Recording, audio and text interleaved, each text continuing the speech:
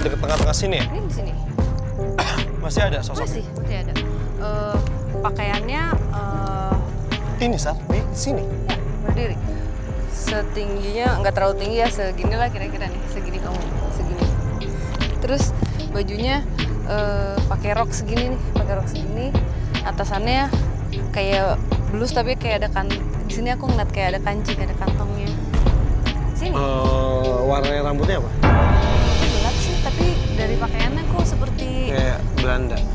zaman itu. Iya, zaman Belanda baju kayak gitu tuh. Bisa komunikasi nggak? Aku coba sih kalau mau. Karena dia maksudnya masih ada di sini gitu ya. Dari tadi kita di sana kan kita cukup lama tuh di sana. Dia tetap bersikeras untuk berdiri di sini. Nggak tahu deh, mungkin ada yang mau ingin disampaikan. Terus terang gue kan kalau gue akan coba sih. Mau langsung buktian atau? Oke, yaudah boleh deh. Oke, pemirsa Memburu Misteri, ini di tengah perjalanan kita menuju terowongan kereta Paledang ini, kita mau coba lakukan pembuktian langsung di sini. Karena dari tadi ada yang bikin penasaran Sarah ya. Jadi sosok wanita nih di sini. Nih, di titik ini nih berdiri. Di titik ini, sosok wanita yang menggunakan baju warnanya apa, putih, Sar? Krem. Coklat muda apa ya? Iya. Aku ngeliat banget kancingnya di sini. Oke, Kayak ada kancing. Pakaian zaman dulu banget sih ya. Tapi kayak yang official pekerja gitu loh. Fadi, Iya. dia ngasih gambar ada tempat dia bekerja, ini meja ya. Meja ada banyak kertas, dia sibuk, terus ada ini, ada bau cerutu. Oh, Dia sambil ngerokok gitu? no, yang di sekeliling dia.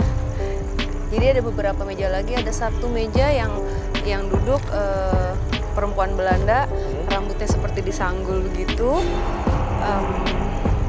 Ini kantor. Tapi aku nggak tahu di mana. Besar, tapi zaman Belanda dulu kan ini sengaja dibangun rel kereta ini emang udah proyeknya mereka gitu. Tapi kenapa di tengah-tengah ini ada kantor? Bukan di sini sih, Fadi. Tapi dia asalnya dia lagi menceritakan dia dulu. Mungkin sebelum dia akhirnya ke sini ya, nggak tahu ya. Ini ya, mungkin dia cuma menceritakan apa dia dulu apa gitu, karena wanita Indonesia bekerja untuk petinggi untuk orang Belanda.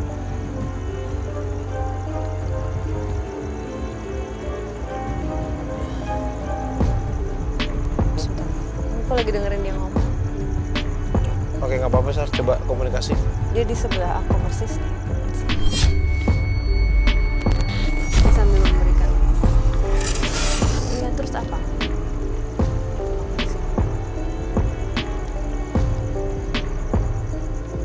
Odi, ingat nggak sejarah ini tahun berapa ini jadi? Gue kurang hafal sih, cuman baca ceritanya isi tahunnya gue nggak begitu tahu. 20-an? Astaga.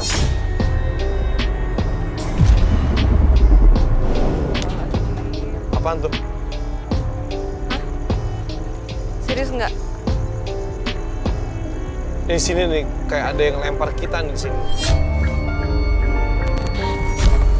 Ini ada yang ketimpukan di sini nih. Nggak, sebentar ya. Ini baru mau buka komunikasi sama dia dulu ya. Yang lain sabar dulu ya. Nggak masa? Ada yang pengen ikutan juga ke Ada sini. sosok lain tadi.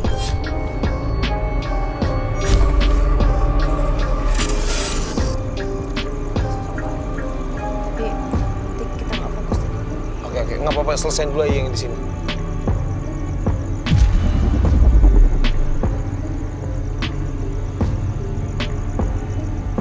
Dia suka jalan-jalan di sini karena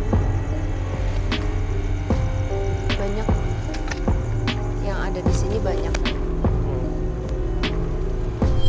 Di bagian sana. Ya itu kita emang mengarah ke sana sih.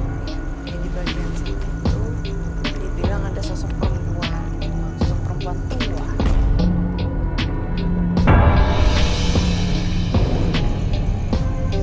Perempuan tua.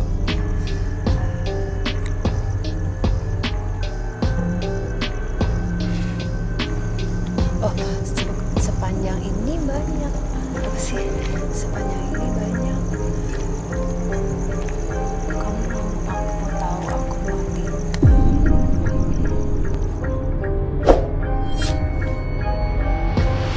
Kalimatnya bingung dia. Dia ngomong apa, lu ngomong aja, nanti gue coba yang rangkai. Di sini ini banyak apa? Kalau Banyak. di sepanjang rel itu kan aku nanya di sini penunggunya apa aja yang kamu tahu, di sepanjang ini sih banyak, tapi yang terdekat yang itu dia nunjuk sana, ada nenek tua, katanya ada satu lagi sosok dia nggak mau nyebut. Banyak yang seperti aku, dia kayaknya lagi nyetir, banyak yang seperti aku. Kalau dia sebenarnya nggak di lokasi ini tapi dari sana, dia nunjuk ke sana, dari sana. Dia salah satu perempuan yang tidak ditangkap dan aku disiksa sih.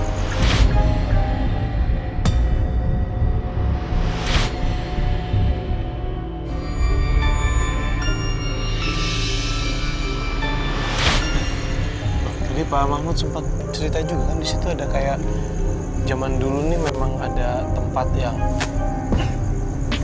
dilakukan penyiksaan gitu, Sa. Tapi kan tadi dia ngasih tahu bahwa dia kerja duduk di kantor. Ini gimana sih? Kok dia bisa ditangkap sih? Apa karena dia pribumi? Ini Jepang sih. Hah? Dia orang Jepang? Enggak, yang tentaranya kok, soalnya tangannya bukan bule. Yang nangkep dia? Aku cuma ngeliat tangan ya,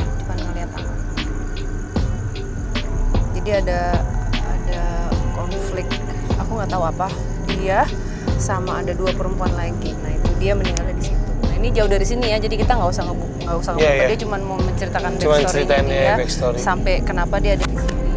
Dia emang suka katanya jalan-jalan di sini.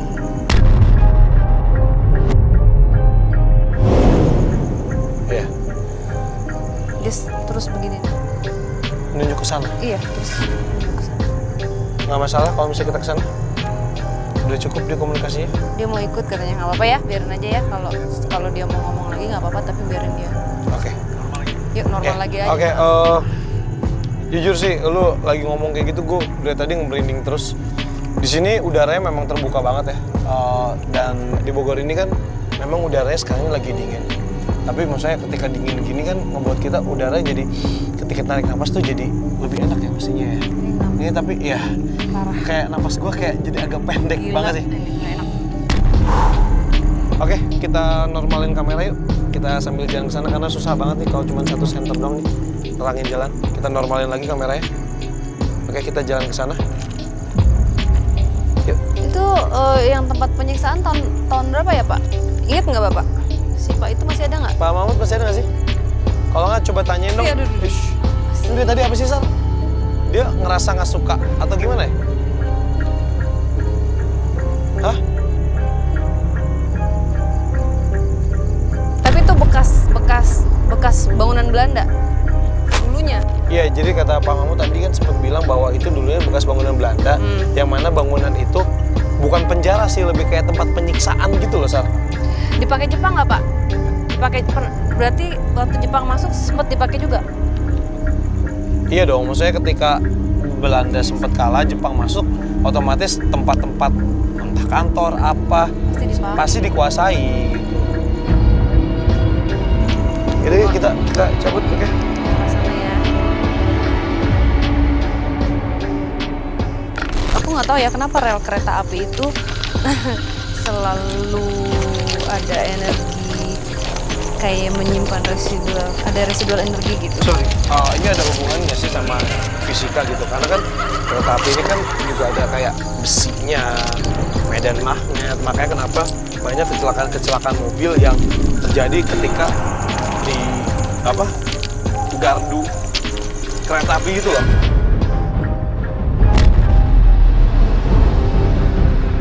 Ya aku juga percaya nggak percaya, tapi Iya. banyak sekali kejadian yang membuat mobil kayak tiba-tiba mati gitu. Sedangkan kalau misalnya dari sisi fisika sendiri kan sempat bilang bahwa ada kayak gravitasi, ada kayak medan magnet, ada beberapa bahan-bahan yang membuat tempat ini jadi bikin bisa mesin mati seperti itu loh, Stan. Jadi kan kayak tadi Fadi bilang pembangunan rel kereta ini kan udah dari zaman dulu. Iya, dari zaman Belanda dan banyak sekali memakan korban masyarakat kita. Waktu itu kan dijadiin kerja paksa juga saat itu. Iya, dan kita kan juga tidak terrekord semua berapa orang yang meninggal, ada kejadian. Iya, pasti. Kayak gitu-gitu. Jadi emang secara energinya juga ada yang tersisa gitu.